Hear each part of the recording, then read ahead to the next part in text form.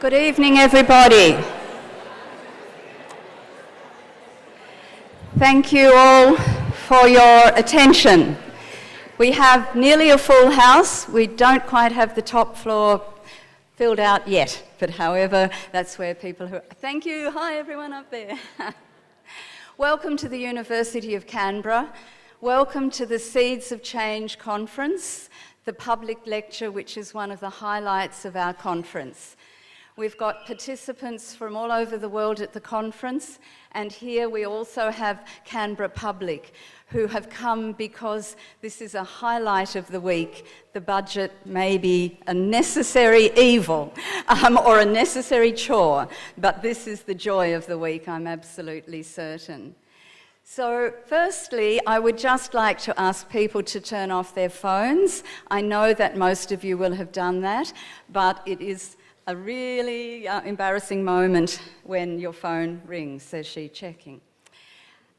My name is Barbara Pamphilon. I'm one of the conveners of the conference, along with Jane Curnow from ACIAR, the Australian Centre for International Agricultural Research, and Rhiannon Pyburn from CGIAR, help me, Rhiannon.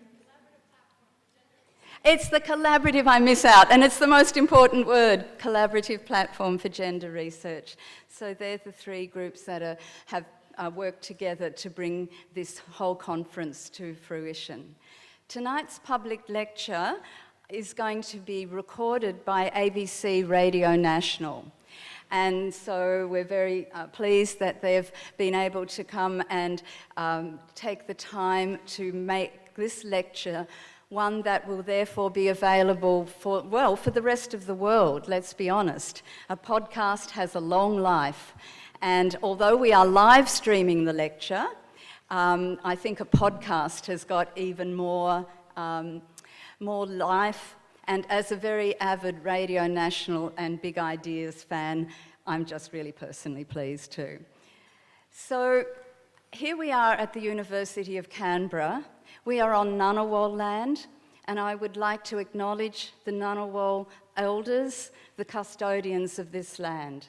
We have had a welcome to country from one of the Ngunnawal elders, Violet Sheridan, and so tonight I continue the tradition by paying my respect, and I'm sure the respect of the people in the room, for the Ngunnawal elders and the emerging elders, and of course to welcome in particular any Indigenous person from another part of our great country.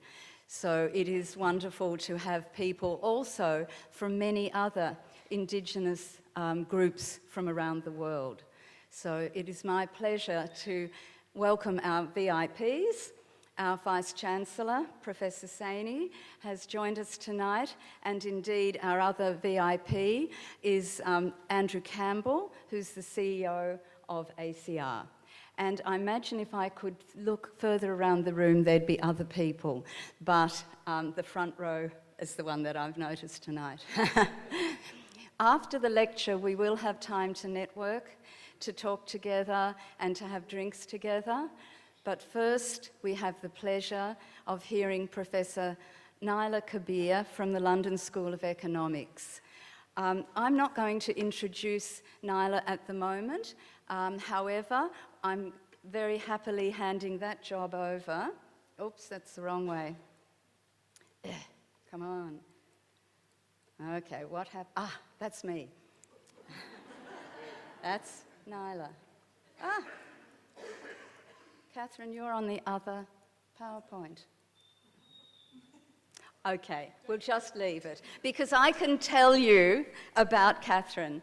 Katherine Marriott has had a very long and valuable contribution to the agricultural sector. She started some of her significant work in Indonesia and the Philippines, where she worked for over 5 years.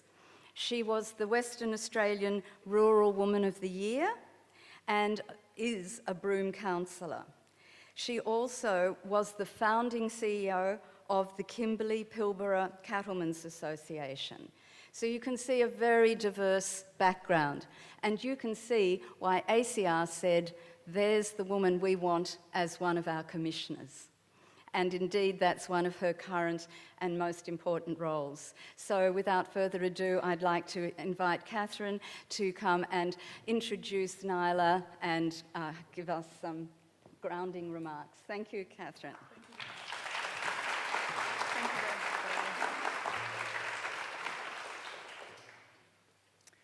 Has anybody here tried to make a cake with a couple of ingredients short?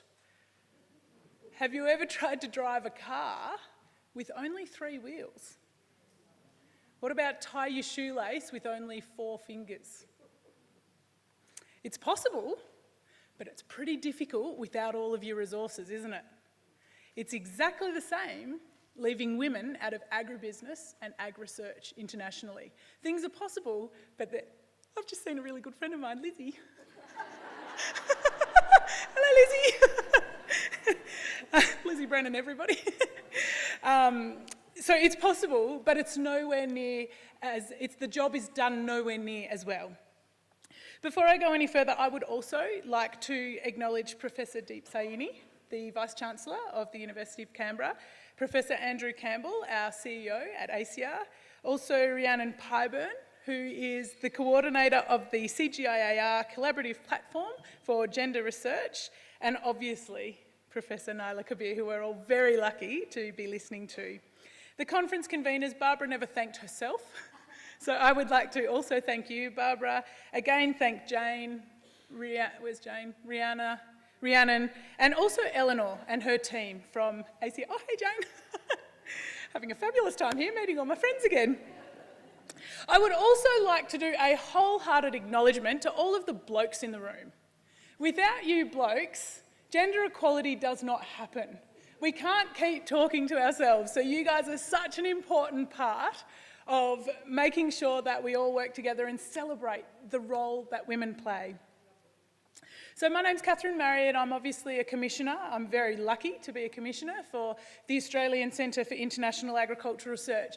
And I'm passionate about anti-discrimination across the board, whether it is in gender, religion, education, race, politics, status, socioeconomic status, the whole lot. I think discrimination is such a waste. It's a waste of energy, it's a waste of time, it's a waste of resources, knowledge. Think of the opportunities that we miss out on by being discriminatory in what we do. Tonight we're here to focus on gender. I first came into contact or sort of became aware of gender imbalance. So gender imbalance internationally is very marked. In Australia we've come a long way. But my first interaction with gender imbalance was, unfortunately, I lost Dad. So I grew up on a farm and we lost Dad in 1990. And in 1990, my mother could not get a bank loan. She could not take over the bank loan because women could not be classified as farmers in 1990. So that's a pretty scary sort of fact for us to keep in mind, but it's also a reminder of how far we've come and the responsibility that Australia has to make sure that that flows through to our developing nations and our friends who are less fortunate than we are to live in this country. So gender equality and equity is something that I've long been passionate about. I grew up in agriculture in Australia and I've been lucky enough to work across Asia also. It hit me one day when I was over in Indonesia and I thought, hang on a minute, what's going on here? The blokes are leading everything. And here the women have got just as much to offer. We're probably over 50% of the workforce, particularly in developing countries. And where are the women representing the leadership roles? Where are we in all of this? So I formed a company called Influential Women, ironically with Lizzie, who's in the audience. And the role of Influential Women was to build confidence, capacity and skills in rural women to be able to stand beside our men as equals and have the contribution that we make, although different, valued and celebrated to the same level. We ran the first ever International Rural Women's Mentoring Program.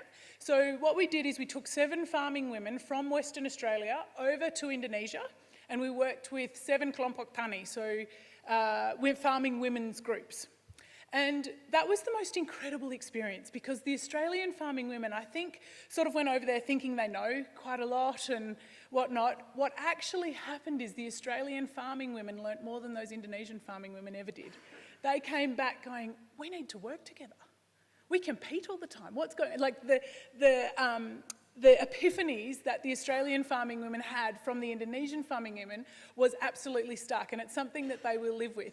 I think the purpose of that story is you never know where your knowledge is going to come from, but farming, and it'll be the same in agricultural research, crosses and transcends all boundaries of language, religion, socio-economic status, experiences. When it comes down to it, you are passionate about growing food that is healthy and sustainable for families. And it doesn't matter where you come from in the world, that is a really beautiful thing to share, and that is a role that rural women can play internationally. I think Bapak Ili Soleh, who was the Director General for the Ministry of Agriculture in Jawa Timur, he said, East Java, sorry, he said, if we want to pull our country out of poverty, we must empower our women. And he was one of the main drivers in the International Rural Women's Mentoring Program that we started. I've got just an example. So you've heard a lot about international development and wonderful stories of empowerment. I just thought I'd share a little bit of a story. We've still got, we're very, very blessed really to live in Australia, but there's still some examples where we've got a long way to go. So I've got a friend who's CEO of quite a big agribusiness in Australia, and the other day she held a workshop with her board, which was a strategic workshop, and said, I want everyone to put up on the wall post-it notes of what you think we can do to improve this particular organisation. One of the post-its said a male CEO. So it goes to show we've come a long way, but that challenge is constant. It doesn't ever stop. So ACR, you've heard lots about ACR. I could talk about ACR forever. They broker research internationally. They also work through the CGIAR system. They recognise gender equality exists, particularly in developing nations. And I'm really proud of the fact that in the last 5 years since I've been a commissioner, we're sort of starting to organise ourselves to make sure that gender's always sort of been a part of the program, but being able to actually measure the impact of that across all of our projects. So any research project that ACR brokers, any capacity building program that ACR works on now, has a very, very strong gender thingy. That's a technical term, because I've forgotten my English. Anyway, it's really, really important that we work together, and that's why we're here, to learn from Professor Naila Kabeer. And I just thought I started Googling Naila and got lost in the internet for about 10 hours. This woman is absolutely incredible. She's an Indian-born British Bangladeshi social economist, research fellow and writer. Now, I wish I had that on my business card. She's the president of the International Association for Feminist Economics. The list of accolades that this lady has is absolutely incredible. She works primarily in poverty, gender and social exclusion issues, and has experience in developing frameworks and methodologies for integrating gender concerns into policy and planning. Just to give you an idea of how blessed we are to listen to this beautiful lady this evening, she's worked for governments internationally and been able to influence policy at the coalface. She's worked for Oxfam, Action Aid, United Nations Development Programme, UNICEF and World Bank, just to name a few. She's the author of numerous books and journal articles, and tonight she's going to share with us some key findings from her research. So could you please join me in welcoming Professor Naila Kabeer to the stage.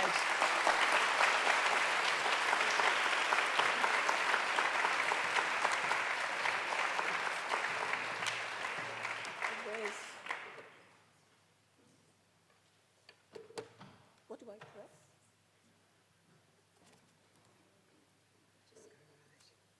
Right. Okay. Okay.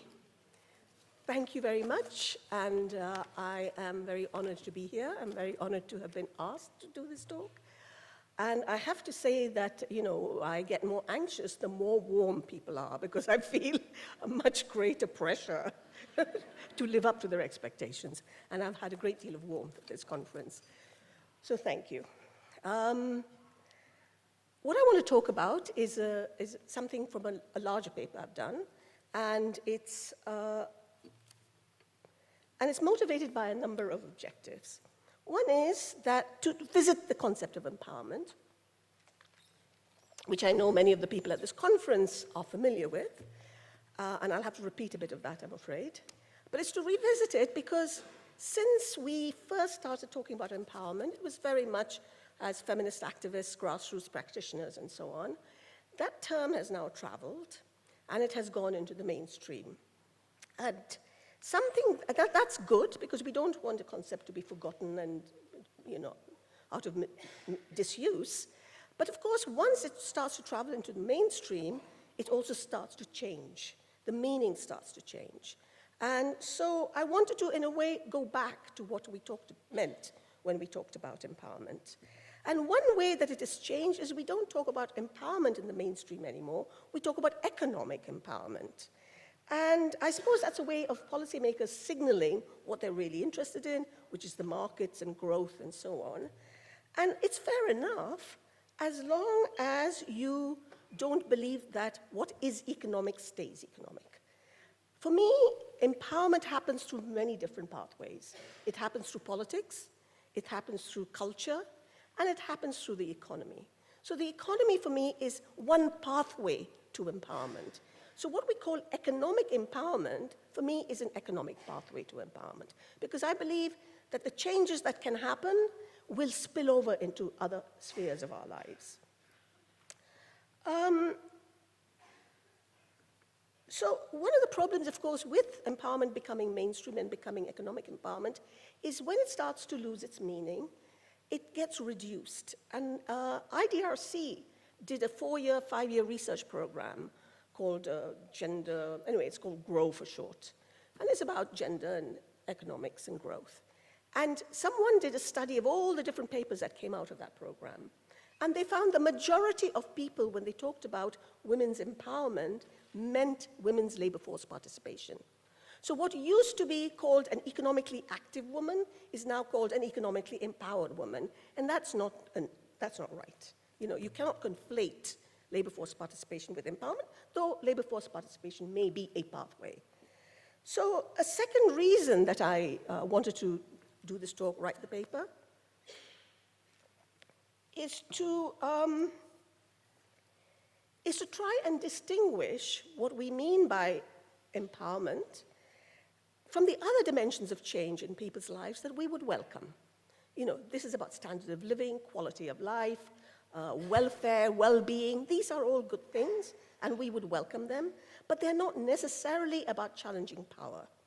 And for that reason, I want to make a distinction between those changes that contribute to well-being and welfare and standard of living and so on, and those changes that are associated with somehow tackling the status quo. And here we're talking about the gender status quo. And so what I want to do for that bit is to really review the literature on attempts to economically empower women, to promote their livelihoods. And I will be, because of the nature of this conference, I'm going to be focusing as much as I can on rural livelihoods, on agriculture and rural development. Now, of course, we know that the share of agriculture has been shrinking in GDPs across the world, but we also know that a great deal of employment is still in the rural areas, is still in agriculture.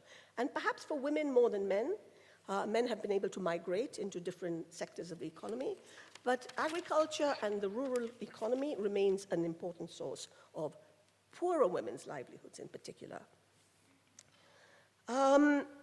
So any policy to promote women's economic capabilities in rural areas is about looking at where they're working, and they are often unpaid labor on other people's farms and enterprises, or they are farmers and entrepreneurs in their own right, or they're wage laborers in agriculture or outside agriculture. And so efforts to improve livelihoods must also include efforts to promote the choices that women have and the productivity of their efforts. Now, what I'd like to do is to just revisit for a minute, and my apologies to the people at the conference who have heard all this before or have read all this before, but I want to go back to my conceptualization of empowerment and use it in a way to develop a very rudimentary theory of change through which we can analyze efforts to promote livelihoods. So my empowerment definition was about the processes by which those people who have been denied the ability to exercise strategic forms of choice, voice, and influence, both in their own lives, and I would add, in the community around them, the processes by which they gain that ability to exercise voice and choice. And so it's about the kinds of resources that they can draw on to promote their agency in order to achieve strategic changes in their lives. Practical changes, but also strategic. So picking up on these three elements, the resources, their agency, and their achievements, gives us a very rudimentary three-dimensional theory of change, which links women's access to resources, to the capacity for agency, to the achievement of valued outcomes. However, so as I said, I'm going to be looking at the various the interventions, but I want to go back to what I mean by agency. Because obviously, we all exercise agency. You know, you have to be dead not to exercise agency. But there are forms of agency and forms of agency. So for me, when I'm talking about agency, the things that I think are important are the cognitive capacity for reflection, analysis, and goal setting, the practical capacity to act on these goals, and also that subjective capability, how you view yourself and your place in the world, your sense of agency, your sense of self-worth and personhood, and your capacity to dream, or what Apu Durai calls the capacity to aspire. So when I'm talking about agency, I'm not meaning just, you know, things that we do, but these very important elements that are important to achieve the kinds of change that I'm talking about. However, when I go back to that very rudimentary theory of change, it is far too linear. Resources don't necessarily translate into agency, and agency doesn't necessarily. And particularly if we look at the statistics today, we see that gender gap has been closed on a number of important fronts, health and education in particular. But these were the kinds of human capabilities that were supposed to translate into improved economic opportunities. But as you can see, they have not. So we have made far more progress in closing the gender gaps in health and education than we have in economic participation, and even less in terms of political participation. But we won't have time to cover that part of it. So,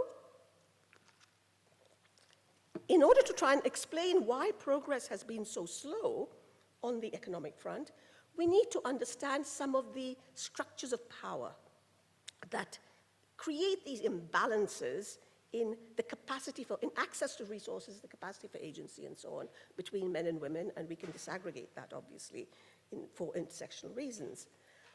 However, I'm going to very briefly talk about what I think of as a way of conceptualizing these structures of power. And Nancy Folber calls them the intertwining structures of constraint. Every society is defined by intertwining distribution of norms, resources, rules, and identities. And that structure is gendered, it has race, it has class, it has all of those things, and they are intertwined. And it is only for analytical purposes that we're talking about gender as though we can somehow separate it out. But I will come back to that. So when we talk about the structures of power, I think it's quite useful, particularly in places where markets haven't, bulldozed all other institutions before them. I think it's quite useful to make a distinction between what Anne Whitehead calls the inherently gendered structures of family and kinship. They're inherently gendered because when we talk about relationships within families, we talk about mothers and fathers, sisters and brothers, daughters and cousins, and, well, cousins is neutral, but most of these, well, in our part of the world, we have a paternal cousin and a maternal cousin and siblings are neutral, but brothers and sisters. But what I mean is these relationships are described in inherently gendered terms. And by mentioning a mother or a father or a mother-in-law, it evokes in you images of what kinds of norms of behavior these occupants of these relationships should be subscribing to. So the domestic domain of family and kinship has these ideologies around that are inherently gendered. But they are actually societal ideologies about masculinity and femininities. They prescribe what men and women should be in society, and they bring you up to occupy those kinds of roles. So from the very beginning, we know that, we get siphoned off into girls and boys, and there are aptitudes, dispositions, and behaviors ascribed to us, and there are values given to these behaviors and differences in a way that tends to value the kind of aptitudes and skills and dispositions associated with men more than those associated with women. And this gives rise to a hierarchy within the family of status, power, agency, and authority, which is also deeply gendered, and of course cut across by race, by age, and life course. And these structures that one learns from the very beginning about who is superior, who is dominant, and we internalize them. It's called socialization, but you know, these are the values we imbibe with our mother's milk probably, but anyway, we imbibe with whatever we're drinking as very young people.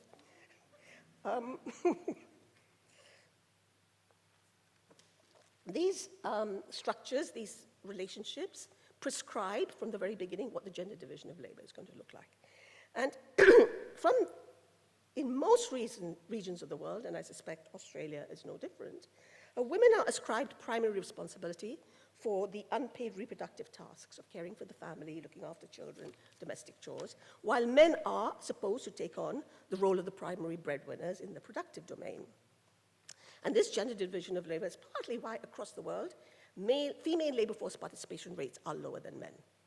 The gap is larger in some areas than others, but everywhere we see, it's almost inevitable that women's participation is less. However, there are variations across the world in the extent to which society expects women to share the breadwinning roles. So, in addition to their reproductive responsibilities, and this has given rise to a marked geographical variation in female labor force participation rates. So I come from a part of the world, South Asia, and so do people who come from the MENA region. We come from a part of the world where there are strict rules about female roles, strict controls over your mobility in the public domain. And so these are the parts of the world that still today, South Asia and MENA, have the lowest female labor force participation rates and the largest gender gaps. Elsewhere, in sub-Saharan Africa, Southeast Asia, among communities in Latin America, women are expected to do their own farming, to do their own trading. So there's a long tradition of female farming and entrepreneurship in places like sub-Saharan Africa, particularly West Africa, and in many parts of Southeast Asia, Philippines, and so on. And here, unlike South Asia and MENA, where inheritance laws are patrilineal, these places often have bilateral kinship and bilateral inheritance. So women do either have ownership or access to land of their own in order to farm.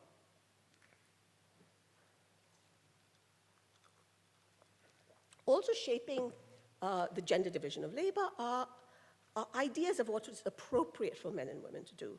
So in South Asia, and in other parts, I think, of MENA, there's a long-standing taboo of women touching the plow. And so all activities associated with the plow are reserved for men. In Africa, there's an association between women and the hoe. And men prefer not to touch the hoe because it's emasculating. So, I mean, this doesn't probably persist, but there has been this long-standing ways in which technologies, equipment, etc., have gendered divisions. And that too can help to some extent explain some of the gender segmentation that we see in the labor market, the siphoning of women into certain tasks and men into others. Interestingly, caste plays the same role in India, and very often people come from go into industry from a particular caste. They take up jobs like a goldsmithing caste will take up jobs perhaps associated with metal or something like that. So caste has that same division of labor type effect. However, gender-related constraints are not confined to the domestic domain, as we know, and their resilience over time reflects the fact that they are so often reinforced by the public institutions of state, markets, and civil society, even though these are purportedly impersonal and gender-neutral. And we have some examples of this. The World Bank and International Financial Corporation, for instance, did a study of 141 countries and found widespread evidence of legislation that overtly discriminates against women. Most widespread in terms of inheritance laws, etc., but in many countries, women are not allowed to open a bank account, open an enterprise, without travel, without their husband's permission. And you can imagine how this might also act to constrain women's capacity to respond to economic opportunities. And a lot of public policy has operated with the assumption of the male breadwinner and has reproduced these kind of gender roles through the way that they deliver on policy. Another very interesting example of what I think must be unconscious bias on the part of policymakers is an admission by the New Delhi municipal authorities to the High Court of India that in the Delhi municipality they had 3,712 public toilets for men and 289 for women. So women vendors had a very high rate of kidney diseases.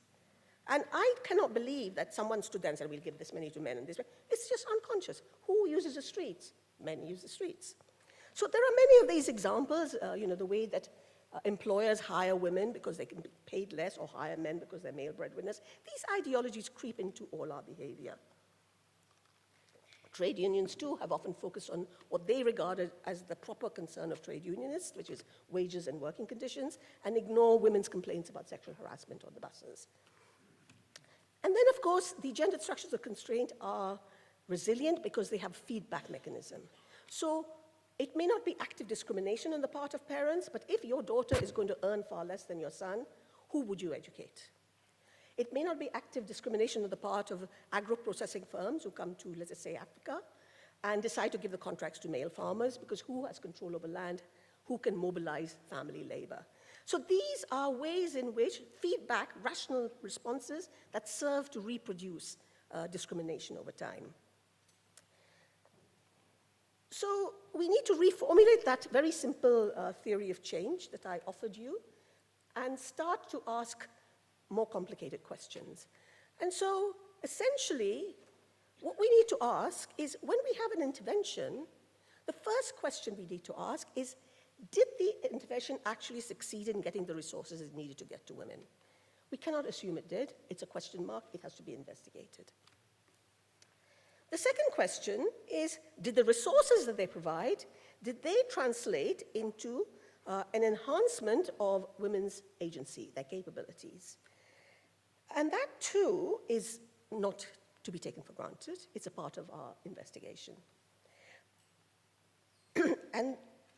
But when we want to start asking these questions and measuring them, the idea of capabilities is all the possible things you could do cannot be measured because possibilities are endless. So when we try to measure and ask questions, we focus on what is more measurable, which is agency and achievements. What could you do? What did you do? Not what could you do. Can't measure what could you do, but you can measure what you did do, or what you thought or what you felt, and what did you achieve. But when we start asking about aspects of agency, we also want to ask a little bit about what are the outcomes.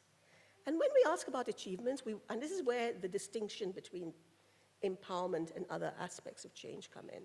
There are certain things you're able to do with the agency, or you choose to do with your agency, which lead to very practical outcomes. They lead to a better standard of living. They lead to you being able to feed your family better, and so on. But they're not necessarily leading to questioning the structures of power. They remain within the roles that have been assigned to you as a good mother, a good wife, a good daughter, and so on. So we're looking for aspects of change that start to show evidence of questioning the status quo. Start to ask, is this all that I can do as a woman? Are there other possibilities for me? So when we talk about empowerment, we're talking about those kinds of changes that even at the level of thinking start to ask questions, start to subvert, resist, and so on. So it does not deny the value of practical outcomes. It doesn't deny the value of being able to feed your family and put food on the table and, do all those other things. But we need not immediately assume that that is going to challenge the role or the subordinate status of women. And for that, and for empowerment, we're looking for that evidence, that somehow we are shifting change. We're bringing about strategic forms of change. We might want to add, and the strategic forms of change I don't have, but the strategic are what acts on the structures of constraint. So you see my little arrow. I'm not very good at these, but that's my way of saying strategic change acts on the structures of constraint. And we could add, but we won't, or we will perhaps later, ask, well, what is the impact on the wider society? Here is this individual woman, this is how she's changing. But most of the studies that I've looked at tend to focus on the individual beneficiary. They don't ask the questions, but perhaps we can ask the questions. So what I'd like to do is make another couple of points before I go on to some of the empirical analysis, and that is these structures vary over the life course. And that is why, to some extent, the lowest levels of labor force participation are often found in women of reproductive ages, or the largest gap in labor force participation is women, or what we call the prime productive years, are also the prime reproductive years. And so the gender gap in labor force participation is highest at that level, because that is when these domestic responsibilities, childcare becomes also a part of them. And the other point, which I mentioned earlier, is to bear in mind that gender does not exist in isolation. It exists as a part of intersecting inequalities. So gender is intertwined with caste, with race, with ethnicity, with marital status, with immigrant status, and so on. So when we're analyzing, although we will talk broadly as women and men, I will try, whenever the studies let me, disaggregate women and men into, at least by income, if not by caste, and so on. And so what I'd like to do now, and is very quickly, I hope within my time, take you through a sort of analysis of all the interventions that I've come across as a part of a literature review, or that tried to promote women's economic capabilities, their livelihood abilities. And from each of these studies, what I want to draw out is what did they achieve in terms of the capabilities that they enhanced? To what extent did they actually enhance the strategic capabilities or empowerment? To what extent were they confined to the practical?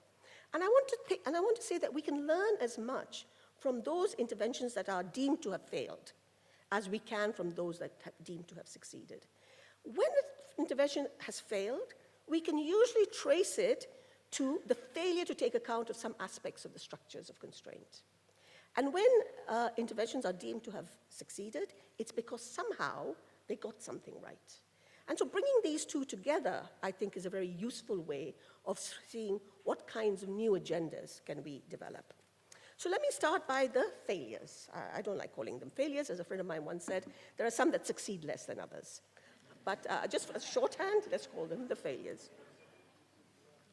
So the first question is, why do some interventions fail to translate into the resources or services that they're trying to deliver on? Well, in the context of rural development, we know from the days of Esther Bosrup writing in 1970 that extension services, rural development policies often bypass women farmers.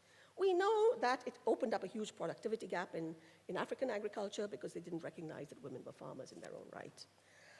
Sadly, in 1980s, Kathleen Stout wrote an article, I think it was set in Kenya, about how agriculture and extension workers bypass female farmers, and that women found out about new seeds, etc., from each other's networks, and were very responsive, adopted, amazingly out of proportion to the number of visits they got. That was in the 1980s. Then in the 1990s, we know from Saito et al. That women farmers were constantly overlooked in the delivery of extension services. And most recently, Ragasa, I think from IFPRI, has done a review which tells us that women are continuously ignored by agricultural extension services.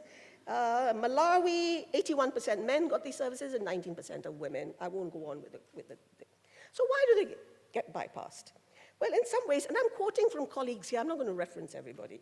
In some cases, these are generic forms of bias. Extension services are biased against poor and remote farmers, and they often happen to be female farms. In other occasions, it's what's called perception bias. In other words, women are not real farmers, and I think you just told us a story about your mother who couldn't get a bank loan, and I thought to myself, well, that rings a bell. They're not regarded as real farmers, so agriculture is a male domain. What women do in post-harvest processing or in cultivation of crops and fruits and vegetables, none of these count.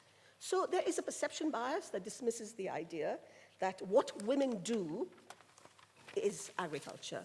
And very interestingly, I recently reread an article by Richard Anker looking at the Indian census And he said, the guys that developed the definition of work, i.e. contributing to the GDP, almost seem to deliberately go out to count the things that men do and exclude the things that women do. So if men grow crops for subsistence, it's counted as work. But if women process those crops in order to feed the family, that doesn't count as work. So there's a very interesting line drawn as to what is work and what is not, and agricultural extension services reproduce that. There's another example of bypassing or just failing to reach. In this case, so you would imagine most people want agricultural extension services to their farmers. And this example comes from about 5 or 6 randomized controlled trials of microfinance, providing access to credit to urban and rural workers in India, Ethiopia, Mexico, Mongolia, and Morocco. And it was meant to settle the debate about microfinance, is it a good thing or bad? Well, they came up with the conclusion that, there was modest improvement, it was not too bad. Actually, from a gender perspective, I think it was lousy, because the take-up of the loans was 17% in Morocco, 18% in India, 19% in Mexico, 31% in Ethiopia, but rose to 50% in Mongolia. In other words, people didn't want the loans. So here we are offering a resource that there is no demand for. And the reason there is no demand for it is that in the Indian context, it's urban, rely on wage labor, no business opportunities. In rural Morocco and Ethiopia, farms, remote areas, how much can they invest? Mexico, borderland, violent crimes, etc., nothing. So sometimes we're just offering the wrong thing. We think it's a good idea, but actually there's no take-up. And that to me is another form of just getting it wrong. Only in Mongolia was there a reasonable take-up, and in most places it was the better off who benefited. Okay, so that's one set of problems. Another set of roadblocks, when you do get the resources, why do they not translate into enhanced capabilities? One very good reason is inequality in initial conditions. So for instance, let's take the restoration of the fertilizer subsidy in Malawi. You're given receipts to farmers in order to get subsidized fertilizer, and the study looked to see who all were now adopting new maize. And they found that better off households got the vouchers, regardless of headship, but women were less likely to adopt new maize, regardless of headship. And the reasons were, the difference between men and women was, as you might expect, that men had more land, and men were able to have greater access to adult male labor. Women had poorer land, and they relied on child and elderly labor. So already in command over labor, there was a problem. But there was also a difference between men and women and women. Amongst the men, better off farmers, closer to the roads, greater wealth, access to family labor and extension services, all made some men adopt far more than others. So the class dimensions come in. Among women, the main difference was those women who got fertilizer coupons and had access to non-labor incomes, often remittances from husbands, were more likely to adopt new maize. So for the women, the receipt of the fertilizer subsidy mattered in adopting in a way that it didn't matter so much for men. And we also find this kind of differentiation, in the initial conditions, explains attempts to promote entrepreneurship. So there's a very interesting randomized control trial in Ghana where they gave, I think, working capital and cash to entrepreneurs of various sizes. This is in urban Ghana. They found that men in general reported higher profits than women. However, women with the 40% largest enterprises did much better than other women and did better than the average profits for men. And why? Well, these women started out with larger enterprises. They were educated. They had access to bank loans. In other words, class advantage helped to offset some of their gender disadvantages.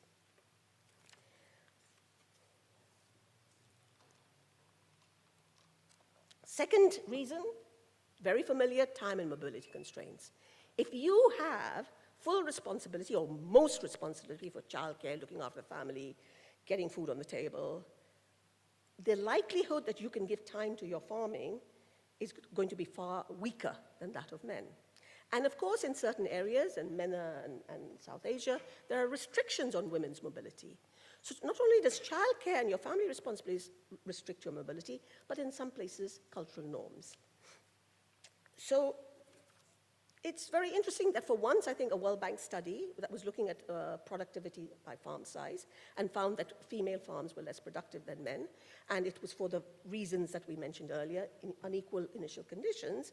But this time, they also factored in childcare. And they found that quite a big part of the gender gap in productivity was explained by the fact that when there was a child in the household, the ability of women to give time to their farms was lessened. And the restrictions on your mobility mattered, for instance, in another study, which gave cash transfers and working capital to micro-entrepreneurs in Sri Lanka. Once again, women far lower, no increase in profits, and men had a 9% increase in profits. What were the reasons? One was that men could go further to sell their goods than women. So, in terms of how close you were to the house, men could go far further. Two was, interestingly, that women were channeled into certain activities which had lower returns than the activities in which men were. The mixed activities where you found both men and women was intermediate. If women were in mixed activities, their returns were higher. If men were in mixed activities, their returns were lower. So to some extent, this is about cultural restrictions, domestic responsibilities, but it's also about norms.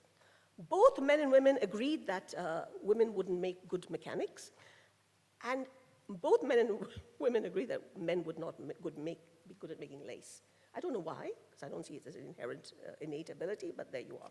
These norms are... and in Pakistan, too, attempts to promote rural enterprise found that the amount of time that women spent in their domestic responsibilities limited the time they could put into their enterprises. So none of this is rocket science, but it's amazing that we continue to somehow think a woman is less productive. And I think if we equalize the responsibilities for unpaid labor, then we could start asking these questions. And very often, efforts to train, to provide training, because especially around enterprise, along with assets, there's something called an entrepreneurial personality, willingness to take risks, etc. And these attempts to give training, I think that field is littered with failures. Littered with failures because systematically women perform less well than men. They may acquire business knowledge, they may change their practices, but their profits don't show any of this. Two more reasons, intra-household dynamics, and that is about power relations within the household. And that is about who makes decisions. Again, in Pakistan and Tanzania, women would say, well, most of the decisions, even about my enterprise, are often taken by men. But one very interesting example of these power dynamics comes from a study in Uganda. And that was a combination of business training, loans, etc., to men and women. And they found that men reported higher profits, but it was amongst men with families or family close by where you saw the largest profits, because they were able to hire their family members as unpaid labor on their enterprises. By contrast, women who lived with their families or had them nearby had lower profits than other women. Not only were these women unable to mobilize family labor, but their capital stock and cash reserves were called on by other family members. So the issue of labor, command over your own labor, command over family labor, ability to hire labor, all of these things help to differentiate returns. And the final point is about opportunity structures. When we provide people with certain resources, what are the possibilities for them to translate those resources into livelihoods? So when we look at this RCT from Mexico, etc., the opportunities were not there. So what was the point of offering people credit? And we find this in certain youth programs, training programs, certain segments of the trainees get jobs. And that's because there is a market for the kinds of work that they do. Or people who got trained in certain kinds of skills. Actually, in Nepal, it was mechanical training for men and hairdressing and beauty salon for women. So these people who got those trainings did very well. But in general, the jobs that are supposed to be there to use up this new human capital may not exist. Okay, now let's go to the more good news, or the better news, which is, where do we see, signs of success? One is what I've called institutionalization of learning. You know those RCTs I talked about? They kind of went into places they'd never been in before, handed out loans, and then wondered why they didn't translate into profits or higher returns. But if we look at some of the microfinance organizations that have been around for a very long time, we see organizations that have tried and tested and learned in the field. And so there are two basic models in South Asia and elsewhere. There are the Grameen bank-style models, where you have groups of 5 or 6 people, and they guarantee each other's loans, and they borrow. And that's called the joint liability group, and it's credit-led. Then there is another model, which is partly developed in India, called the self-help group model, where 20 or 30 women come together, they agree how much they're going to save, and then they use that pooled fund to lend to each other, and that's a savings-led model. The government of India was so pleased by the self-help group that it's now linking these groups to government poverty lending. So you can go to a rural bank as a self-help group member and get access to loans. Now, one study from Bangladesh of the joint liability, the microcredit model, has studied these same group of people over 20 years. And its findings are that when women get access to loans, and this is an old story,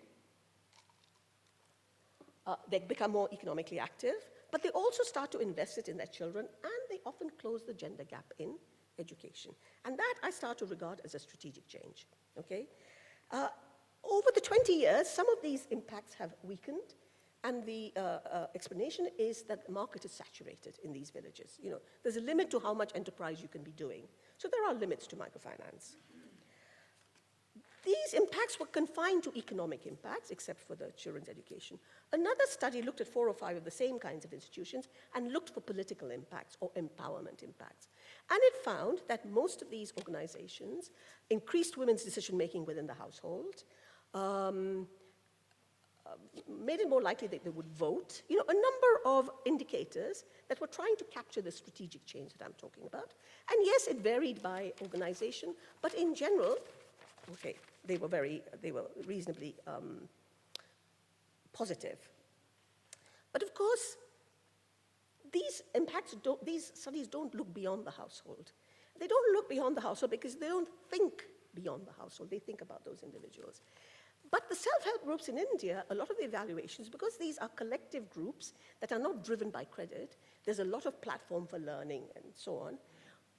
Those evaluations do ask about the larger picture. So they find the practical capabilities that we talked about, food security, children's education, etc. But they also find that members of self-help groups are much more likely to take collective action about issues that they care about. If it's water, then they will go to the local municipality or council and ask for water. If it's male alcoholism, then they will, protest against alcoholism.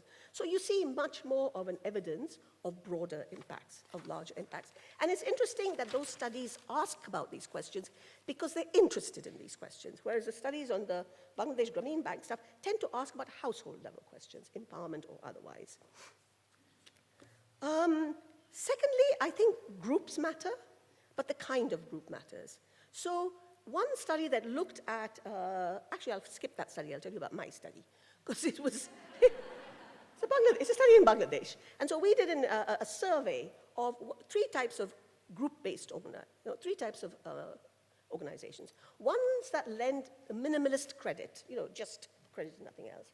Ones that mix credit with social awareness, and ones that went for savings, but a lot of effort on political mobilization, men and women.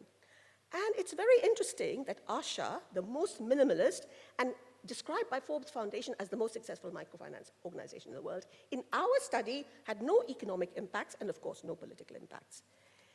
The social mobilization organizations had enormous political impacts, and that means participating in public meetings, going to your local councillor, and so on and so forth. But it also had some economic impact, so both political and economic. So the kind of group matters. It's no good just talking about groups. It's, do you invest in those groups to make them political platforms, or are they just vehicles for repaying your loans? I have 10 minutes. I'm going to go even faster. So, talked a lot about asset transfers, cash transfers, working capital. There's, again, interesting approach from Bangladesh, which is supposed to have been quite successful and has been now piloted across the world. I think it started out with 8 or 10 countries. It's gone to 20 or 30 countries, and I'm surprised it hasn't come to Australia as well. But it is about providing, it is for the poorest, the ultra-poor, providing small-scale assets like livestock, poultry, fishing, and so on, combining it with consumption stipend, because you want to get them out of poverty in 2 years, consumption, so you don't have to go and earn a living while you're not looking after your enterprise, support on training, and what BRAC patronizingly calls hand-holding, and I call intensive mentoring. But basically, they are visited weekly basis. What are your problems? So they are encouraged to develop ideas about the future, think about the future, develop self-confidence. In general, the RCTs, once again, have been largely favorable, but interestingly, not so good on the women's empowerment stuff, right? It's something like, are you happy, or some inane question like that. Interestingly, assets increased, not just the assets they were given, but land and so on. And so one set of researchers said, this shows women's agency. However, another set of researchers, at least one of whom is in this room, found that these asset transfers had led to women withdrawing from wage labor outside the home. This they appreciated. They liked not having to do that horrible, working in the fields, but their decision-making went down. So there was a kind of a trade-off between withdrawing into the home, having the comfort of, looking after animals in your own home, but also losing your decision-making power. But interestingly, again, we did a study of the same pilot in West Bengal. That pilot had added a self-help group component. And that pilot, and I'm just revisiting them after 10 years, we found very clear signs of collective action, empowerment, and so on. So that self-help group element added to this asset transfer program, I think, made the difference. Generative social protection is when you give forms of social protection that are not just about protecting people through crisis or episodes, but actually promoting their livelihoods. And India's National Employment Guarantee Scheme is a classic one of that. It provides 100 days guaranteed employment to anyone who needs it in the rural areas. But it has certain elements built into it, such as 30% of jobs must go to women. Actually, about 50% of the jobs are taken by women. Such as there must be paid minimum wage, equal wages. There must be a creche whenever there's more than 5 women. The work must be provided within a certain radius. So it's been very good for women. And interestingly, it's led to a rise in agricultural wages. Because those women who might have been available now, landlords are complaining. However, agricultural wages everywhere in the world, I think perhaps not Australia, but many parts of the world, are the worst wages you can get. So if we can do something to raise agricultural wages, we're kind of doing something quite good. I'm going to skip affordable childcare. I'm going to skip multi-stakeholder approaches. Because multi-stakeholder approaches is when you go beyond codes of conduct and you go to the ethical trading initiatives and so on. But in particular, the Better Works program with which I'm associated, which works with managers. So again, this is about a collective approach, rather than corporations holding suppliers to account, but not changing their own buying practices. This is about working with the managers, with unions, etc. And Tufts University has been monitoring this Better Works program in the different countries. Their report is now available on their website. And interestingly, things like sexual harassment has gone down in Vietnam, hasn't gone down in Indonesia, but there's more complaints about it, and so on. So let me get to my last couple of points. And that is the wider. What we've talked about so far are interventions for beneficiaries. But there are other interventions that have a much broader impact, that build an enabling environment. One is, let's get away from RCTs, because actually you have to learn. And I like this phrase about problem-driven iterative adaptation. An RCT goes in there, doesn't work, didn't work.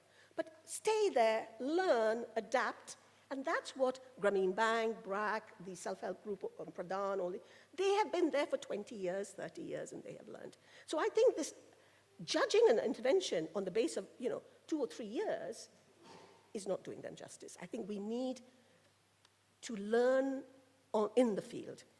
Structural approaches, we're talking about infrastructure, roads, electricity. These things, especially if the roads are designed in a way that, feeder roads and the kinds of roads that women might use, improve women's mobility, their trading, cut down on housework and burdens, and, in fact, in South Africa, where you had mobile phone tower, women's labor force participation went up, and it was mainly young women. Men's employment didn't change, because they were now able to travel to where the jobs were. They could, ring up and find out. And electricity, hugely important. I've just revisited a study from 20 years ago by Vijendra Rao about how electricity improves at night, streetlights, improves women's mobility. So a lot of the curtailment on women's mobility is about fear for safety. And electricity can make a difference. We need streetlights everywhere. Solidarity, women's movement, absolutely essential. Whether it's autonomous women's movement, whether it's self-help groups, people cannot make change on their own. They need allies. They need allies amongst men. They need allies amongst other women. And that importance of the group dynamic, I think, comes up in my self-help group story of asset transfers. It comes up in the self-help group stories. It comes up in the way that informal workers organize, and adapt their strategies to the precariousness of their membership's livelihoods. So, and one interesting study, and we go not to livelihoods, but violence against women, found that in a cross-country regression analysis, the single most important predictor of not only legislation against domestic violence, but policy provision, shelters, training, the single most important predictor was the existence of dynamic autonomous women's groups. Okay? More than having female legislators, more than having feminist bureaucrats. State intervention can make a big difference. Just simplifying how you register your enterprise can reduce the amount of time you spend from 90 days to 7 days, and in Vietnam, it's led to a real registration, formalization of enterprises. Simplifying registration in Brazil also. In Argentina, they made it legal to have part-time work, and the percentage of married women who took up this increased enormously. So the law and policy, when it can be made to work, not as part of the structures of constraint, but against the structures of constraint, can make a huge difference. And minimum wages have been a very important tool, for instance, in South Africa, in improving the conditions of domestic workers and wages. But all of this counts for nothing if we are still up against an economic policy that values growth over employment. That business about not having sufficient employment, I think there's a story now in India today that, that economic growth, it's fastest, probably in the world, has been accompanied by a decline in female labor force participation, a steady decline from already low rates. So we need policy. They're talking about it now. We need them to start putting jobs at the center of macroeconomic policies, not growth. We've seen where growth takes us, to huge inequalities. Okay, my time is up. May I have just 3 points? Okay, concluding reflections, what are we measuring? I think it's quite important to make a distinction between trying to measure empowerment and trying to measure all those other good things that we want, practical changes and so on. One interesting example, I go back to the asset transfer story. When it was found that assets had been increasing in households that had benefited, it was assumed by one of the researchers that this showed women's agency. But actually, the second group of researchers found that most of those assets were being appropriated by men. So, this is not women's agency, this is male power.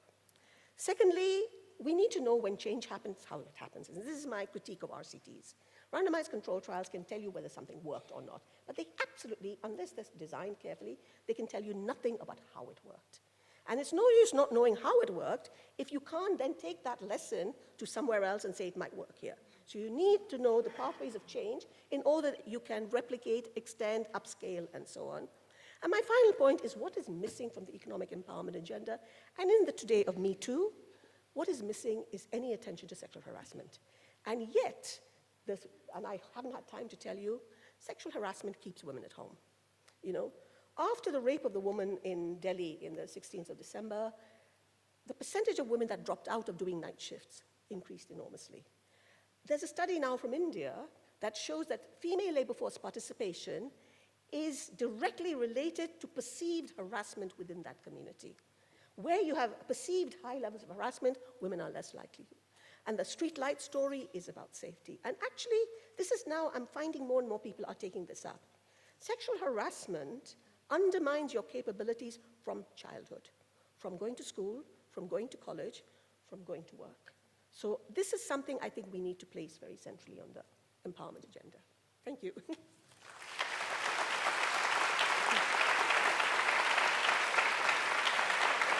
I sit down? No, we've had the questions.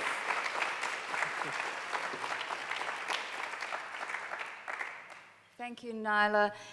I know that there's going to be many people who will be thinking over what you've said, but I also know there'll be people who have questions right now. So we have 2 roving microphones, and we'll have one each side. And we've got time for some questions or comments. Anyone like to put their hand up? I'll just draw attention to one across here. Thank you. Thanks, Naila, for, I'm Sajda from Pakistan. Thanks for your lecture. It was really, really educating for us. And it's a question and type of comment as well. Now, with the rural agricultural transformation, with the mechanization, women's role in agriculture is limiting to certain activities, especially the vegetables and some certain crops. And also, agricultural transformation, especially with mechanizations, women's role is limiting in certain crops, and now they are they don't find labor in their agricultural activities. And the other phenomena which is happening in Pakistan is like now in agricultural sector, women have 3 categories. One, the elder women who they are uneducated, illiterate women. They have a lot of role, they're above 45 years of age. They work in agricultural activities and livestock and other. Then there comes the reproductive age women. They generally do the part-time thing, and they're also only 30 or 20% educated. And there is a new generation which we have improved in terms of education, as you indicated in your globally we have got better improvements in education and health. So the new generation, the educated ones, they don't want to get into those stuff. So how do we respond inclusion of those women into into agriculture, into economic empowerment, as there are restrictions on their mobility? They do have the sexual harassment, the most important thing. Due to that, they have the mobility restrictions. No one wants his daughter or wife or anyone to be harassed while at work. So how do we respond those in our things?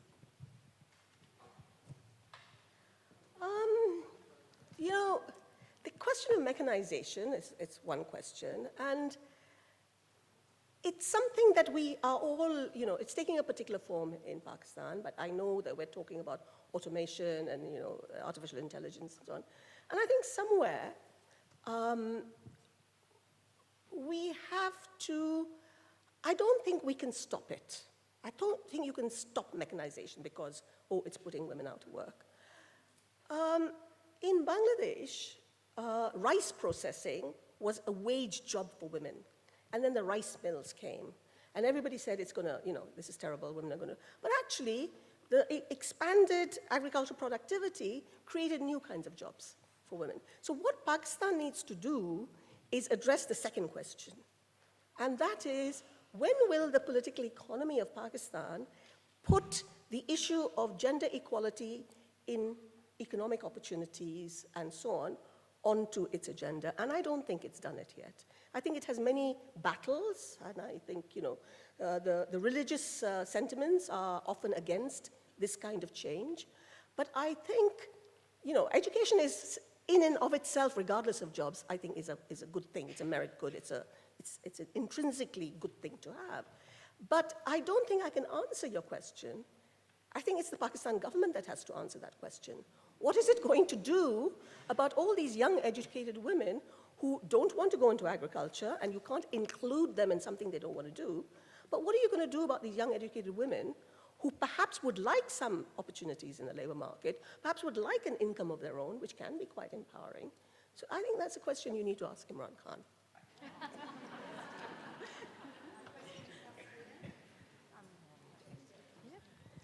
Hi, good evening. My name is Sarah de Smet. I'm working for SNV Ethiopia as a project manager of a gender project, but I'm also supporting gender interventions of SNV in Ethiopia and in other countries.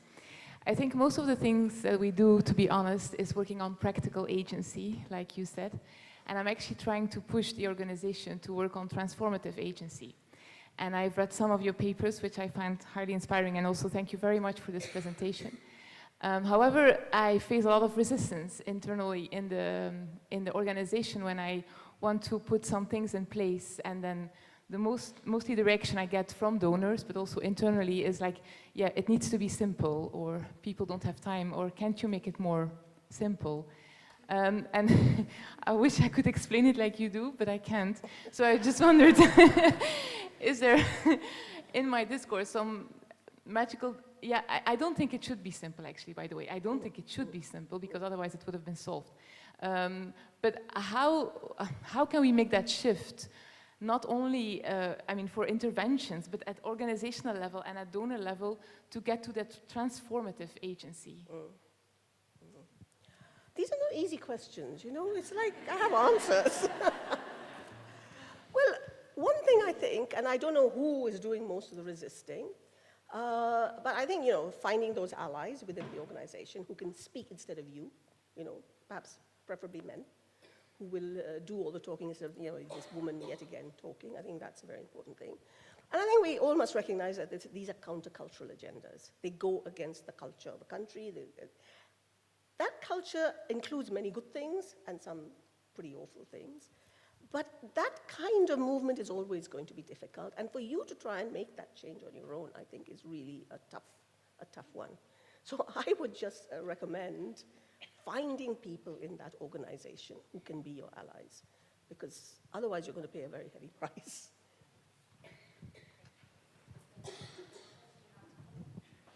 So this is Wakil from Bangladesh, Bangladesh Agriculture University I work at.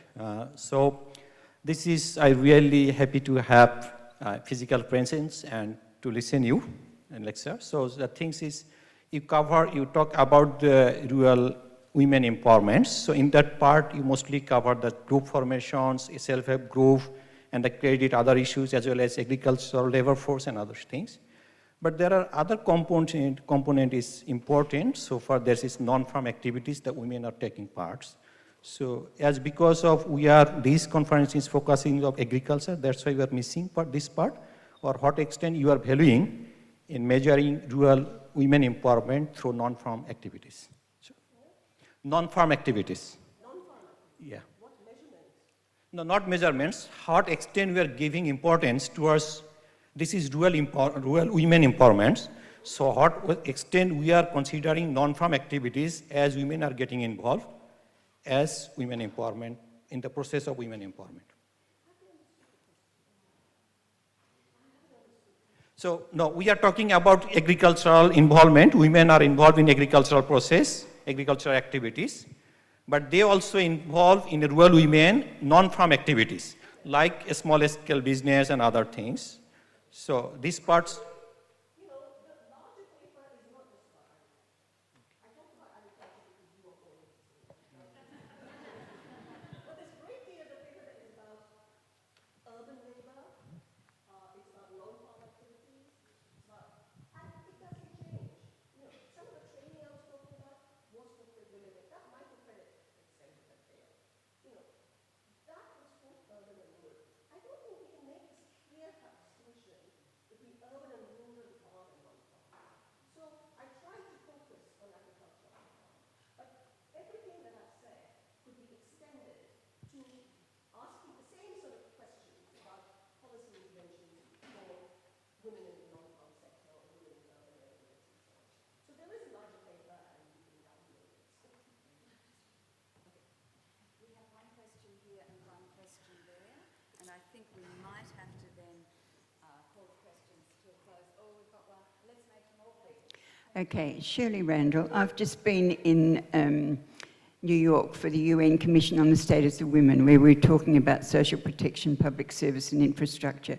And for the first time in the agreed conclusions, there is talk about infrastructure, which you mentioned, but the real importance of infrastructure in empowerment and in gender equality. You might want to say a little bit more about that. I might, yes. I've always been a big fan of infrastructure. And I find it a bit funny because when I wrote my first book in 1994, and I was mocking an official of USAID who had adopted the Women in Development Policy, and he was trying to say, well, you know, I've got to tick the box. And he was doing infrastructure, and he added a sentence that said, and women walk on roads too, you know, and that was his. But, you know, if that guy had known what we now know, he would have had a very strong case. And I think, you know, roads, electricity, etc. There are 2 points. One is about connectivity. It's about connecting people. It's about connecting them with opportunities, and it's also about filling in the, you know, the domestic workloads. And I think one of my, we're just writing a paper about this, and that the language of the care economy has tended to overlook the subsistence production that is so much a part of people's unpaid domestic responsibilities. And what infrastructure does is, to some extent, it may address the care economy because of domestic technologies, but it also addresses all this unpaid reproductive work, which is production, subsistence production.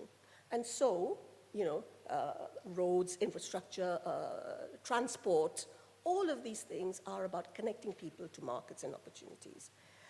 But they're also about exposing people to new ideas. One statement a woman once made to me in Bangladesh, she said, you know, ever since the roads came, so did the ideas come.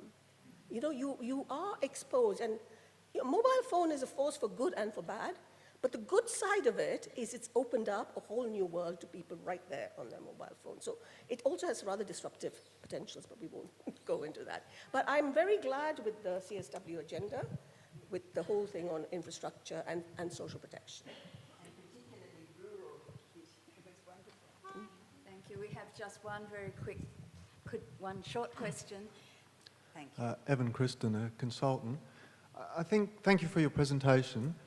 I think also maybe we could reflect on, because we're mostly doing project-based work, our initial interactions with the community. And I think if we approach from a basis of ethical community engagement and also maybe cognitive justice, that we set off on the right foot to ensure more transformative gender change than some incremental change. Would you like to comment on that? You're suggesting that when you start work with communities, you should start on questions of cognitive justice, and by which you mean? By which I mean respecting the views of the whole community, whether they be women, men, boys, girls, disabled, etc., valuing the views of and knowledge of the community equally to our views or the stakeholders' views or the government views, that then puts us on a pathway of inclusiveness and addressing all the concerns rather than our preconceived concerns or our preconceived notion of who needs to benefit? Well, that's a difficult one, and I've just finished a piece of research with colleagues in India working with Adivasi, indigenous communities, the Gonds. And it's one thing to say we should hear from all of the community, but not equal voice is given to all of the community. And a part of Gond culture is to silence women. It is silencing. So they have forums for Gond norms, rules, etc., but they get made by the elders, but by male elders. So at one level, I agree with you, we should listen to all of the community, but at another level, I think we should create forums for voice for those who have not been given a voice. So we cannot behave as though this community is harmonious. We cannot behave as though the injustices that are existing within that community are not, there is this thing of internal inequalities, within minority groups. And those are the things. And so we had a very tough time with this research, because on the one hand, Adivasis are the most socially marginalized. They are the poorest. They have been left behind by economic growth. But this organization, Pradhan, that is working with these groups over 20, 30 years, I think the women have become a little restless with not doing anything to empower the women within that community. And so they've created these forums for them to speak, and when they speak, they talk about injustice, but an injustice that we don't get to hear in the village forums. So I don't know how you negotiate your way through that. Our recommendation, and you're welcome to tell me it's all wrong, but because the men are a part of the community hierarchy and the women are not, women can use their self-help groups to challenge some of the community norms. But they can also use their self-help groups to act on behalf of the community. So we would like to see a dual strategy, that on the one hand, women work on behalf of the community, get things that their groups and their things allow them to do, but on the other half, they start exercising voice within that community. Thank you. Thank you very much.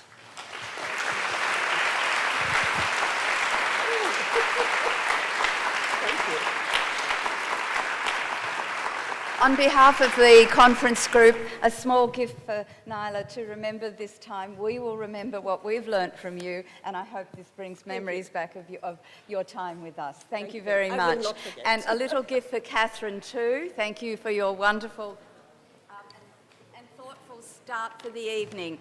Please join us outside for drinks and canapé and start talking together. Please join us, and thank you again, Naila.